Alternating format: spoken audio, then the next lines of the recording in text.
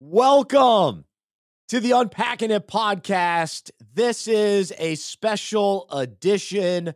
I'm Bryce Johnson because we're joined by legendary boxer George Foreman. He has got a movie coming out all about his life. And so we are taking the opportunity today to share a conversation that I had with him about his faith, about his life, and about this new movie.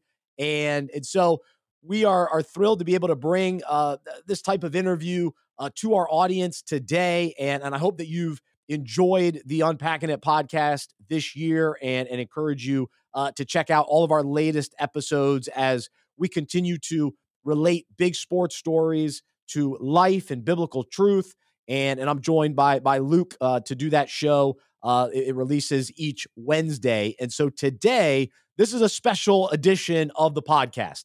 And so a little bit different than the shows that we've been doing this year. And I think you are in for a treat to hear from George Foreman and maybe in some ways to hear a different side of him. And maybe you know him because of the wonderful George Foreman grill, or you've known some about his boxing career.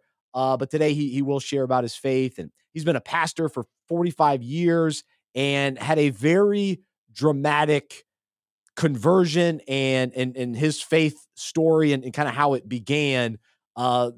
Fascinating, inspiring. And you'll have to see the movie to really, see it acted out. And I think it'll be inspiring for all of us. But today he shares a little bit about that. And then also we get into a number of topics. We talk money, we talk being a dad, we talk about Easter, and so I think you'll enjoy what he has to share. Before we jump in, I want to thank our sponsor, Sugar Creek Coffee. Visit sugarcreekcoffee.com. Use the promo code UNPACK. You'll save some money. Lets them know that you heard about Sugar Creek from Unpacking It. And so sugarcreekcoffee.com, use promo code UNPACK. At Sugar Creek Coffee Roasters, they specialize in handcrafted, small batch, artisan roasted coffee. It is delicious. I just got a fresh batch delivered to my door yesterday. I came home, the box of Sugar Creek was on my front porch, and so it is delicious. So look forward to drinking that up, and hopefully you'll check it out as well. sugarcreekcoffee.com, promo code UNPACK. All right, so you know about George Foreman. His new movie, though, is called Big George Foreman, The Miraculous Story of the Once and Future Heavyweight Champion of the World. And in doing some research about him, how about this? 76 wins and only 5 losses. So this is an all-time great boxer, and God changed his life. And what's crazy is he left boxing for 10 years. Then he came back, became the heavyweight champion of the world once again. And so he's a 2-time world heavyweight champion. And he tells us about this near-death experience that he went through, and just a remarkable story. And just the whole story with the George Foreman grill is fascinating as well.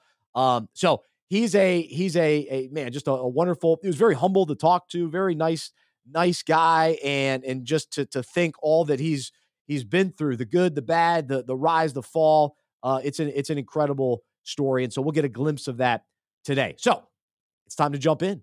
Here we go. My conversation with George Foreman here on the Unpacking It podcast. Joining me today on Unpacking It is the 2-time world heavyweight champion, Olympic gold medalist, grill spokesman, pastor, and evangelist, George Foreman. His incredible journey is being portrayed on the big screen starting April 28th. The movie is called Big George Foreman, The Miraculous Story of the Once and Future Heavyweight Champion of the World. Find out more, biggeorgeforeman.movie. George, it's an honor to have you on Unpacking It. How are you? Unpacking it. That's what I'm doing. I'm glad to be with you. Oh, well, we're glad to have you. And I want to talk all about the movie. And so what was the process like for you to turn your story into a movie? Yeah, you know, you never think for the for so many years, I was just doing a movie, making a life. Then finally it comes to the point where you can tell people about your life. I've been up so many times and then down so many times. And the movie is about picking yourself up, and there's no ending story to it. It keeps going on, even past the movie. I'm looking for another story, but Chris Davis did a great job of doing the George Foreman story. Did you always want to do a movie, or were you hesitant about doing a movie about your life? It's not something you want to just rush into, but we did the books, God in My Corner and By George, and I hoped that I could tell this story on screen so that it would last a little longer than me. Because even if you live to be 100 years, you pass away. But if you do a movie and a book, it lasts a long time. And that's what made me anxious to do a movie. Absolutely. And so for you, as you watched your life on the big screen, what was that difficult for you to see it that way? Or what was that experience like, kind of accepting that, okay, this isn't exactly, I remember it maybe a little differently, but this is a movie and they're making the most of what my story is. But what was that kind of mindset and response as you saw this? Oh, well, don't get me wrong. It was truly Hollywood. So a lot of things were done for the purpose of making a good movie. But as I sat there, I was transported back to my life as a young boy, where I had come from, and it brought tears to my eyes because it is a miraculous story. From where I've come from and to achieve so much in life, so many times you think that's the end of you. It's like I went through life, didn't even think it was important to have faith or hope. Just like having a piece of bread without any baking powder or yeast in. You enjoyed it anyway, but then all of a sudden you put the elements of wealth and then finding God in the end. Boy, that's all the ingredients I need to make a happy life. I didn't know that existed though. Well, that's what we've got to talk about today, and as far as how Jesus has changed your life. And so now you've been a pastor for 45 years and had a dramatic conversion to realize that Jesus loved you and was real. But I'm curious to hear the ways that Jesus has transformed your life as you reflect back. Well, you think about it. I fought because I thought, boy, if I get a little fame, I'd get some money, I'm going to be happy. I got all of those things. I used to think I got to have the best car in the world so everybody will notice me coming down the street. I fought for so many of the things to make my life better, but it never came about. Then one night in the dressing room, my life was transformed. I died. In a split second, I was alive again, screaming, Jesus Christ is coming alive in me, because I saw blood on my forehead and on my hand. Thing I didn't even believe. I thought it was just talk about. But from that point on, for 10 years, I didn't even make a fist. Just wanted to tell people about God and what had happened to me in that dressing room. I found Jesus Christ. I found a life. Mm. And so throughout that journey, once you met him in that locker room, in what ways has your character changed, and some of the key ways that now, later in life, looking back and reflecting on the man that you've become now? Well, most importantly, I thought, boy, you have to be rich, you have to be famous, you have to have this to make people like you. Then for 10 years, I worked in just a regular guy. I gained so many pounds, 315 pounds. Oh, I discovered McDonald's and Jack in the Box, and I was so happy. A Baskin Robbins, I became a great big happy boy. But I found out, most importantly, that people like you. They didn't care who you were. They didn't even know who I was. I cut my hair, my mustache, and people would just call me Biggin. Have a little extra food. Biggin, take this big seat on an airplane. I found out the greatest invention in the world were people. And I had a second chance to be champ of the world and show them my appreciation. That's what it was all about. Oh, that's amazing. And I was reading a lot about you, and something that bubbled up was just how you went from being selfish to being selfless. and how, and I think all of us continue to desire that and try to grow in that. But what have you learned about that, and how have you been able to become more and more selfless? Yeah, when I was confronted with death in that dressing room in '77, where I was actually dead. I saw everything I'd ever worked for in my life crumble like ashes behind me. And I got upset. I said, I don't care if this is death. I still believe there is a God. I didn't believe in religion. And then I got a second chance to live. The worst thing that happened to me in that hour of death, I hadn't said goodbye to my mother or my children. I got a second chance. And all the people I thought were enemies, I realized no one should go to that place that I had been in death. So the best thing was to treat everybody with human love, because we just don't know how long we're going to live. I didn't have an enemy anymore. The enemy I had was foolishness of not believing in God, and that transformed my life. To this day, I'm not the best fighter, but I want to be the best human being alive. That's powerful. And along those lines too, not having enemies and viewing people with love, how important has forgiveness been a theme throughout your life? And I've said it often, even this morning, forgiveness is that subtle thread that binds both love and friendship. Without forgiveness, although I have 10 kids, without forgiveness, you can wake up and not have a child. You can wake up and not have a mother or father if you don't forgive. I had to turn myself around and learn how to forgive. Now I got friends. I can call people on the telephone. You say, I don't have anyone to talk to. Forgiveness gives you people to talk to again. I can tell you that. Amen. Well, speaking of forgiveness, we're just coming off the Easter weekend, and no greater example of love and forgiveness and all that's wrapped in the gospel and what Jesus did on that cross and rising again. And so, I know you've been a pastor for a long time and a believer for a long time now, and Easter is our Super Bowl, and it happens every year, yet we celebrate it year round. But for you this year, what was there anything in particular that you reflected on, that maybe you even preached on, that God really laid on your heart this year during the Easter season? That old statement, Father, forgive them, for they know not what they do. And I really want to make certain I get that message out every year and yearly, that a lot of times people do things to you and they are angry about it, but we can forgive them. They just don't know what they're doing. And most of us wake up in the end and realize we shouldn't have done that. Why did I do that to him? And we change for the best. Forgiveness is the message that we spread year round.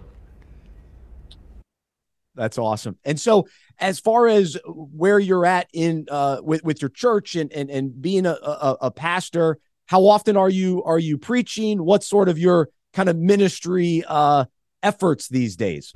Well, you can mostly catch me at the Church of the Lord Jesus Christ every Sunday morning at 10. Because of the COVID, we stopped meeting so often just to make sure everybody feels safe to come out. And we started that, but it's been a small, humble church.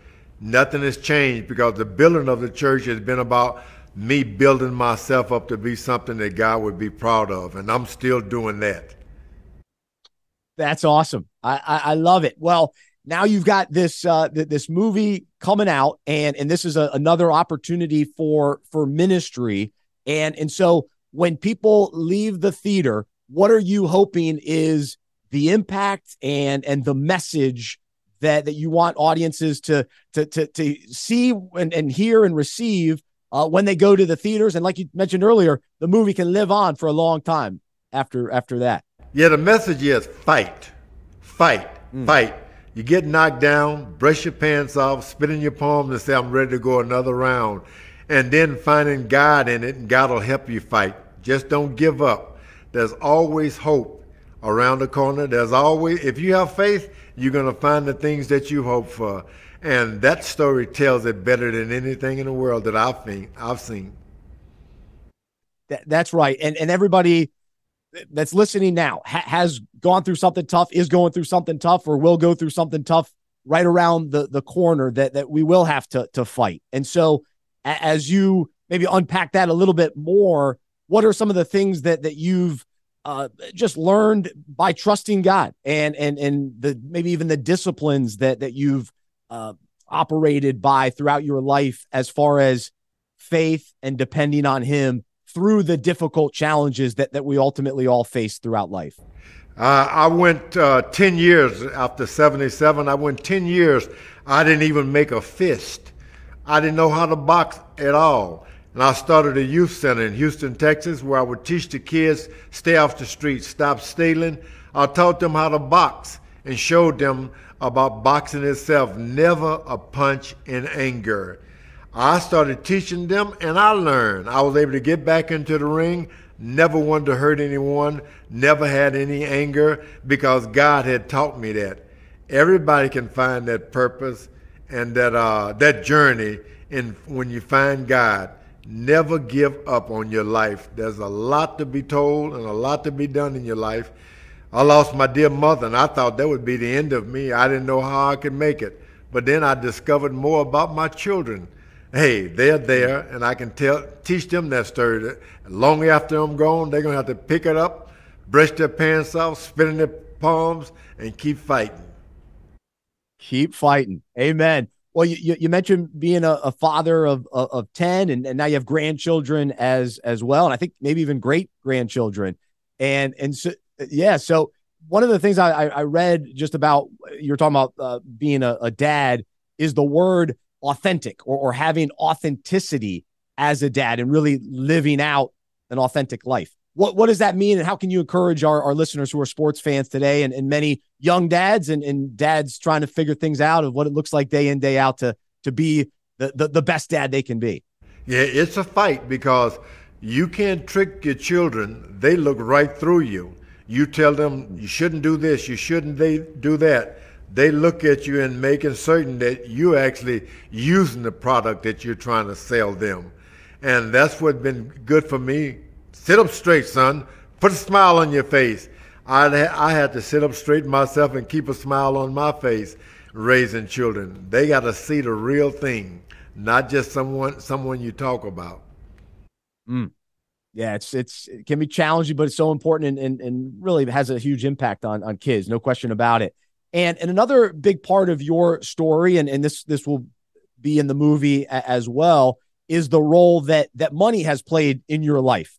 Not having it, having it, not having it, and you know, the journey with money.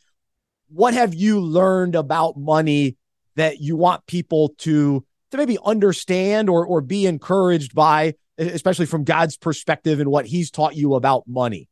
Boy, there was in San Juan, Puerto Rico, dying, and I was in this dump yard of nothing. There was no hope for me. You know, you tell a person to swim, but there was no place to swim to. Hopelessness. And I looked behind me and saw everything I'd ever worked for, my real estate investment, stocks, cars, money I'd locked away into safety deposit boxes. No one knew about it. I saw it crumble like ashes behind me.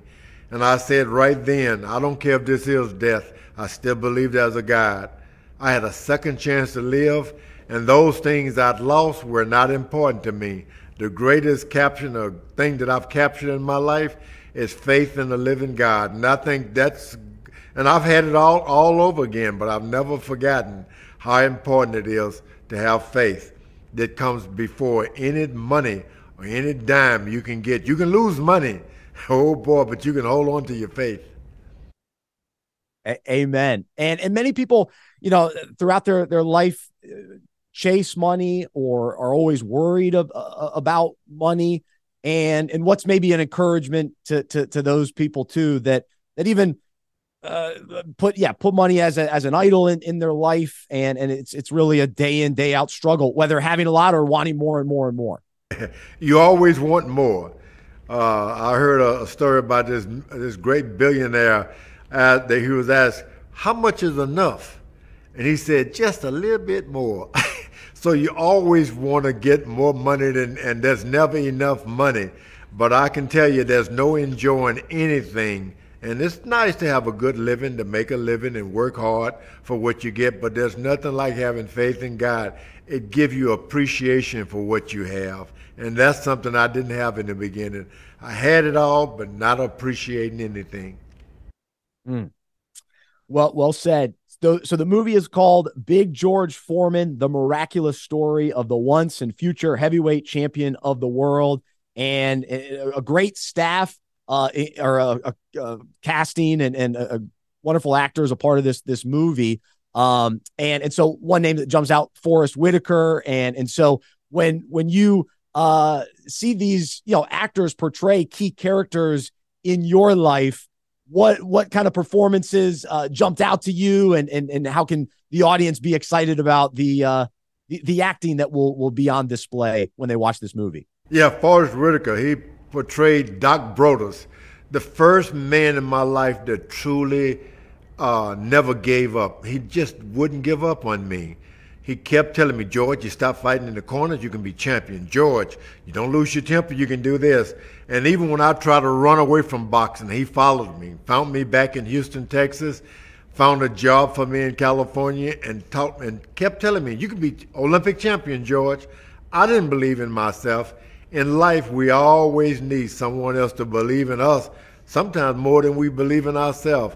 And that was Forrest Whitaker portrayal of Doc Brodus. Chris Davis, who played George Foreman, can't believe how he transformed himself. I mean, he was a lean, mean boxer, and next thing you know, he was that 300-pound consumer of Jack in the Box. I mean, the guy did a great job of acting. And I was reading that he actually did the work, the eating and the not eating, and putting it, the body was what it needed to be for the movie, which is cool. Oh, I looked and thought, how could he do that? He did it. What a great job of not imitating George Foreman, but a great job of acting. He brought George Foreman alive on that movie camera, on that screen. He brought him alive. And that comes from the George Foreman. So there it is. And one last thing that in the movie that it shows is just, initially how quickly you found success in boxing. And in what ways was that a great thing? And in what ways was maybe having such quick success in kind of the larger scheme of things, maybe a challenge as well? Well, I had this big punch. If I told you I knew I could punch as hard as I punched, I'd be lying to you. I'd be in the ring, and next thing you know, the guy would be on the canvas being counted out, and I kept thinking, wow, I did that?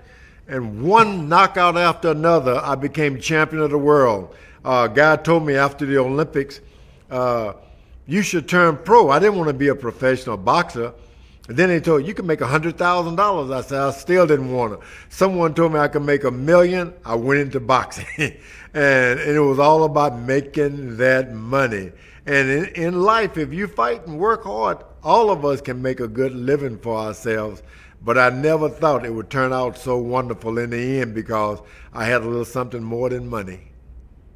That's right. Amen. And that's the message that we share here at Unpacking It, that it's about Jesus and following him and experiencing life with him. And so, George, we appreciate your story and being willing to share it with audiences everywhere with the new movie, Big George Foreman, the miraculous story of the once and future heavyweight champion of the world. George, thank you so much for being with me on Unpacking It. And I wish you the best with the movie and all that God continues to do in your life to be an inspiration to others. Thank you, and keep packing it. Thanks so much. There's George Foreman joining us here on Unpacking It. So there he is, George Foreman here on Unpacking It. And wow, that's cool. That was a fun one. And I hope that you enjoyed listening and to think that, he boxed for the final time at the age of 48. So as an older guy, being able to box at that age is remarkable. And then to have the success that he had early in his career was fascinating to me. How quickly he rose, and then to walk away from boxing and then to return. It's quite the story. And the one encouragement and big takeaway as we wrap up this podcast today is Jesus transforms lives. He transforms our character.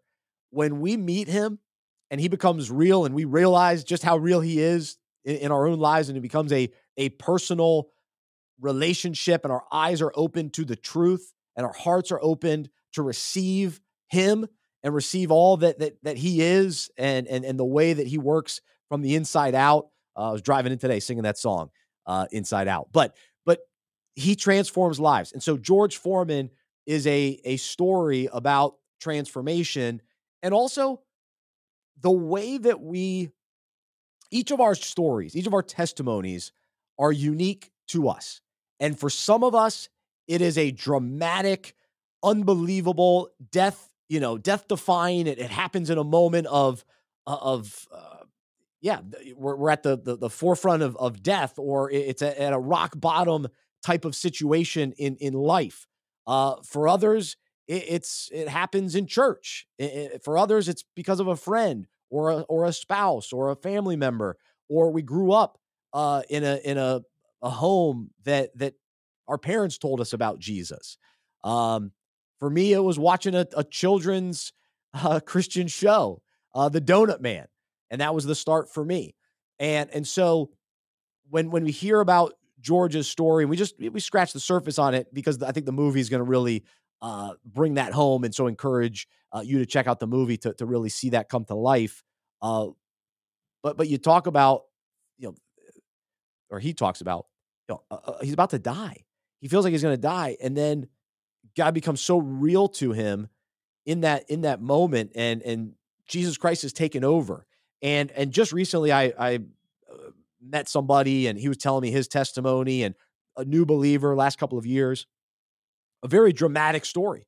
Actually, somebody knocked on his door, and this guy, my new friend, was saying, "Oh yeah, I sent him away," and a series of events took place, and the guy comes back to his house, and this my new friend ended up giving his life to Christ, and was kind of going through some different health issues, and God used all of that to bring my new friend to Jesus. And so there's just so many unique stories. And so when we hear things like this, it almost seems unbelievable. And the fact that now George Foreman is, it's in the movies. It's like, oh, that's a Hollywood story. No. This is God does amazing things. We shouldn't be surprised by it or even question it. Because even as I was reading about it, and then you hear it, it's like, okay, wait, what was really going on? God moves in these ways, and he reveals himself to each of us. And it's up to us to listen, to be aware, and to say, all right, I'm in. I know you're real. I know you love me. And I know that you sent Jesus to die on the cross for me, and I need you. And it's just, again, another reminder today with George Foreman too. It's not all about the money and the fame. It's like, we know this, but in all of us, that's still the temptation of something, whether money or fame or fill in the blank, that we make a small g God. We make an idol in our lives. And ultimately, there is an opportunity for us to live forever, to live eternally with the God of the universe, the creator, the one who created us. He wants us to know him, and wants us to be able to rest in his love and his grace and experience that forgiveness. And so, I'm just encouraged by George today, and just another great story of redemption and God radically changing someone. And it's cool to hear these stories, because it reminds us that he's still doing that. And who are those people around us that need to experience this?